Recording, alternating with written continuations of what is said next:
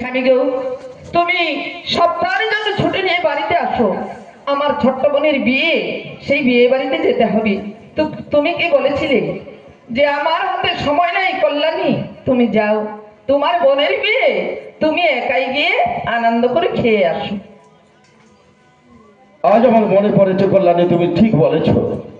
একদিন তুমি সত্যি আমাকে ফোন করে বলেছিলে যে আমার ছোট বোনের বিয়ে লেগেছে গ্রামের বাড়িতে, কিন্তু আমি সময় পাইনি বলে তোমাকে বলেছিলাম তুমি তোমার ছোট বোনের বিয়ে একাই গিয়ে খেয়ে এসো। তবে হলে সেই গ্রামের বাড়ির ছোট বোন এই হলো তোমার বাসন্তী। এই বাসন্তী আমার ছোট্ট বোন স্বামী। কল্যাণী, আজ আমার বিশ্বাস হয়েছে তুমি যখন বলেছো আমি সেই 50,000 টাকার উপযুক্ত সাক্ষী, তবে হলে আমার বিশ্বাস হয়েছে। একদিন বাসন্তী বারবার কেঁদে কেঁদে আমাকে বলেছিল এই থানায় এসে যে আমি থানায় পুলিশের হাতে টাকা দিয়েছি, কিন্তু তার কথা বিশ্বাস না করতে পেরে আমি থানা থেকে তাকে আমি দূর দূর করে তাড়িয়ে দিয়েছি কল্যাণী। তবে শোনো কল্যাণী, আজ যখন সেই 50,000 টাকার উপযুক্ত সাক্ষী, আমি তোমার চোখের সামনেই আমি অমলকে থানা থেকে ছেড়ে দেব। অমল ভাই, বাবু, আজ আমার ভুলের অজান্তে তোমার কাছে যদি কোনো অপরাধ করে থাকি তুমি আমাকে ক্ষমা করে দিও। কারণ আজ তোমার স্ত্রী বাসন্তী এই থানায় টাকা জমা করেছে বলে তোমাকে থানা থেকে আমি ছেড়ে দিলাম। কারণ আমার কল্যাণের ছোট বোন বাসন্তী, স্বামী তুমি, সম্পর্কে তুমি হবে আমার ভাইরা। কি করছেন বাবু? হ্যাঁ ভাই, আজ তোমার স্ত্রী বাসন্তী এই থানায় টাকা জমা করেছে বলেই আমি তোমাকে ছেড়ে দিলাম। বাবু, সেটা ভুলটা তোমরা করেনি, ভুলটা আমরা করেছি। আজ আমার হাতে রকম হাত তোমরা ছুরি পাইছেন, লাইনের কাজ তোমরা করেছেন বাবু, সেটা ভুল আমরা করেছি। তবে ঠিক বলেছো ভাই, সেদিন যদি তোমার হাতে একটা রক্তমাখা আমি ছুরি না পেতাম তাহলে তোমাকে আমি থানায় নিয়ে আসতে পারতাম না। কারণ সেই দিন তোমার হাতে রক্তমাখা ছুরি পেয়ে আইনের চোখে সেই দিন থেকে তুমি একজন খুনের আসামি বলে আমি তোমাকে থানায় রেখে দিয়েছি। তবে যাক, আর চিন্তা করো না, আজ থেকে তোমাকে আমি ছেড়ে দিলাম। একই কল্যাণী, আজ আমি কি দেখতে পাচ্ছি তোমার কোলে? কার সন্তান? কি করে এলো? স্বামী, এই হলো 50,000 টাকা উপযুক্ত প্রমাণ সাক্ষী। 50,000 টাকার উপযুক্ত প্রমাণ? হ্যাঁ, আমি যে আমার ছোট্ট বোন বাসন্তীকে 50,000 টাকা নিজের হাতে গুনে গুনে দিয়েছি, ওই 50,000 টাকার বিনিময়ে আমি তার সন্তানকে কিনে নিয়েছি। কল্যাণী, বাহ কল্যাণী, বাহ! আজ টাকার অহংকারে এত নিচে নেমে যাবে আমি কখনো কল্পনা করতে পারিনি কল্যাণী। শেষ পর্যন্ত মা ডাক শুনবার লোভ লালসায় তোমার ছোট বোনকেও তুমি ছেড়ে দিলে না। তোমার ছোট বোনের কোলকে খালি করে নিজের কোলকে ভর্তি করে তুমি যে বড় ভুল করেছো কল্যাণী, তুমি বড় ভুল করেছো। স্বামী, হ্যাঁ, তুমি ভুল করেছো কল্যাণী। কেন মনে পড়ে না তোমার সেই দিনের কথা? তুমি একদিনই তোমার বাবার বাড়ি যাওয়ার সময় রাস্তায় বড় অ্যাক্সিডেন্টের কারণে তুমি হাসপাতালে ভর্তি ছিলে।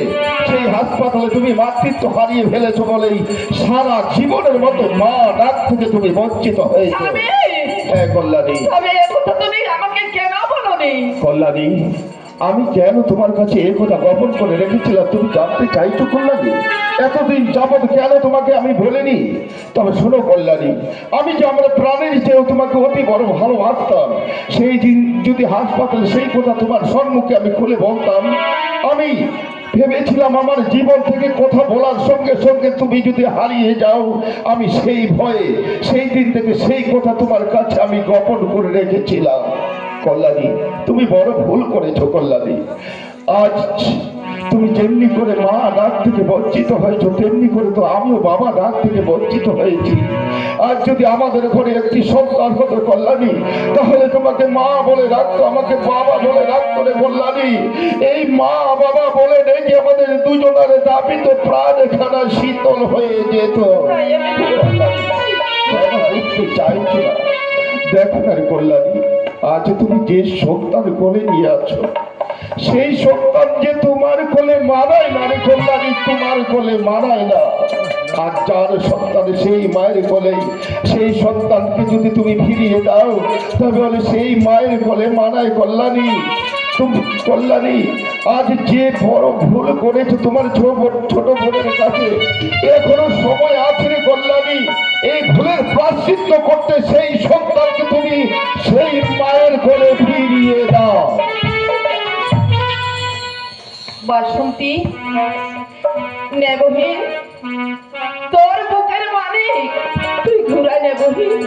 আর আর ও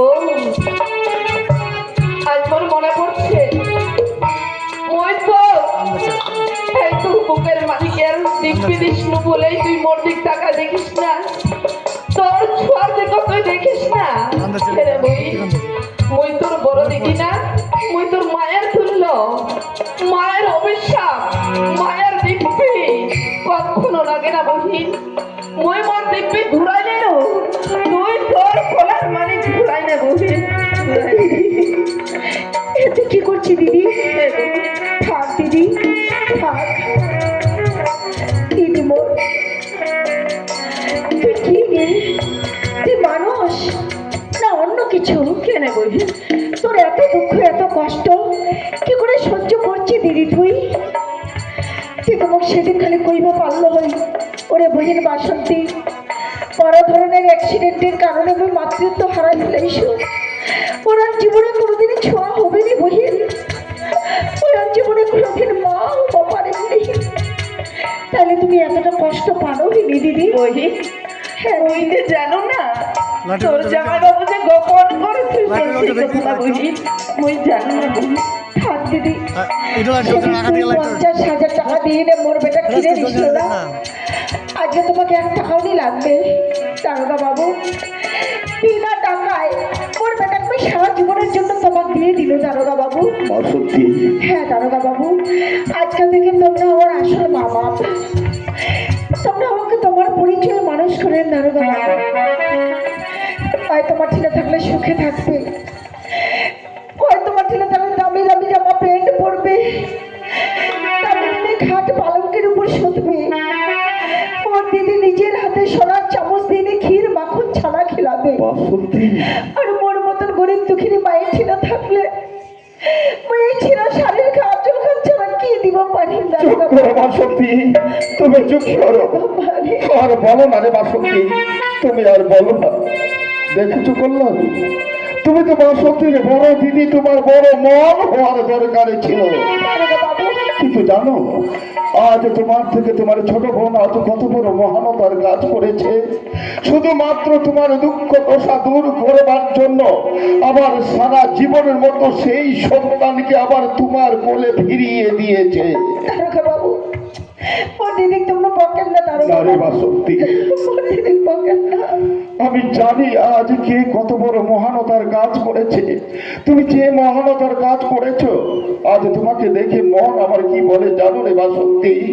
তোমার মতো নারী যদি এই বাংলার ঘরে ঘরে জন্ম হয়, তাই আমি ঠাকুরের কাছে গায়ে মনে বাক্যে প্রার্থনা করে, ওগো ঠাকুর, এই বাসন্তীর মতো নারী যেন এই বাংলার ঘরে ঘরে জন্ম হয়।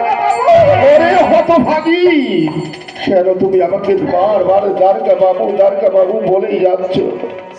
আজ যখন পরিচয় হয়ে গেছে আমার কল্যাণীর তুমি ছোট বোন, এই অধম দ্বারকা তুমি একটিবারে জামাই বাবু বলতে পারো না? না দারোগা বাবু, কেন রে বাসন্তী? ওই তোমার দারোগা বাবু কারণ কারণ তোমরা বড় লোক বাসন্তী, আর ওই গরিব।